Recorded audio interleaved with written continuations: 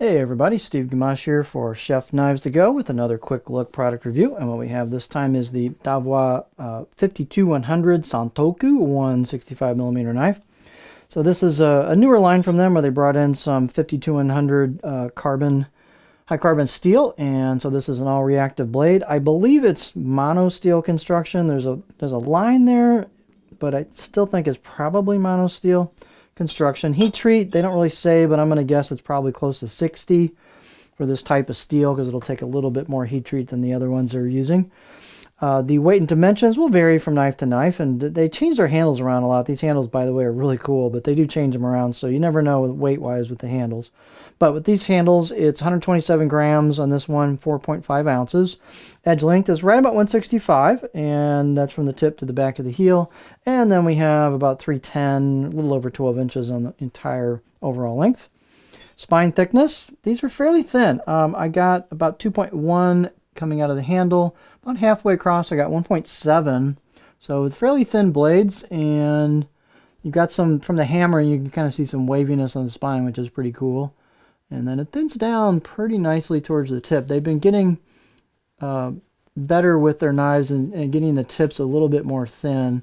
Some of the other ones I've had, I've actually got a Bunka from one of their lines from a couple years ago, but they're thinning out their tips a little bit better. So that helps the performance.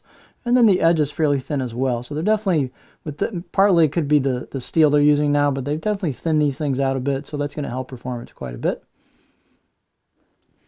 The height is pretty good on this. It's pretty tall. It's almost 48 millimeters tall. So you got lots of clearance there.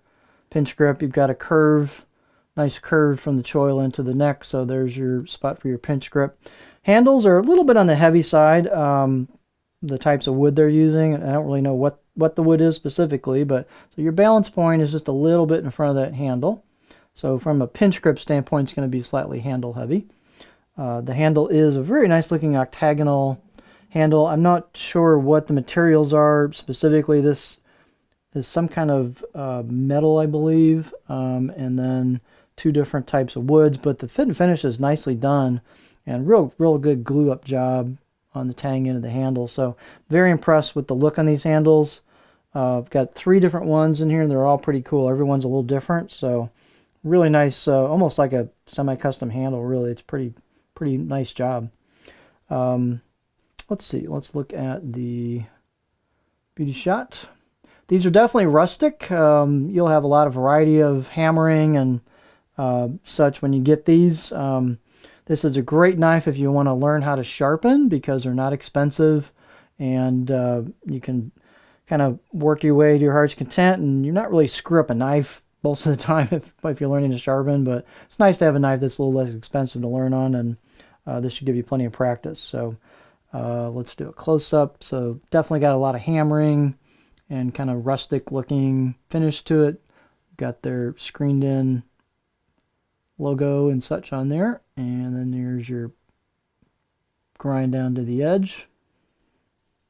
Again, nice and rustic. You can see the hammer marks. You can definitely tell this has been worked on by hand, which is cool. Here's the left side of the blade.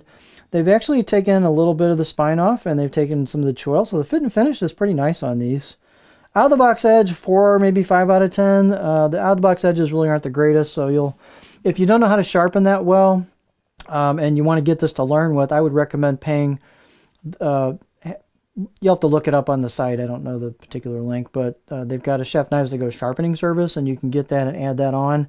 And so they'll put a nice edge on this for you, and then that'll give you a good reference point for what a good edge looks like, how it feels, how it cuts, and what the edge retention is for whatever edge retention this particular steel has. So it's worth the money to do that to give yourself a good reference point. Let's go ahead and, yeah, I think I should do that. These are pretty thin at the edge and the tip. Let's take a look at the cutting board profile. This one has a pretty smooth profile, so it goes from the tip. Tip is fairly low, but it goes down pretty smoothly into the heel. So a little bit of flat spot towards the back. I can rock about up into there. So it'll rock kind of small, medium stuff pretty well. And tip draws are pretty nice. Push-pull cuts would be good. A little bit of chopping towards the back, so pretty versatile profile on this. So if you're looking for something interesting, it's quite a little bit different, maybe a conversational thing, something to learn how to sharpen on, these would be great.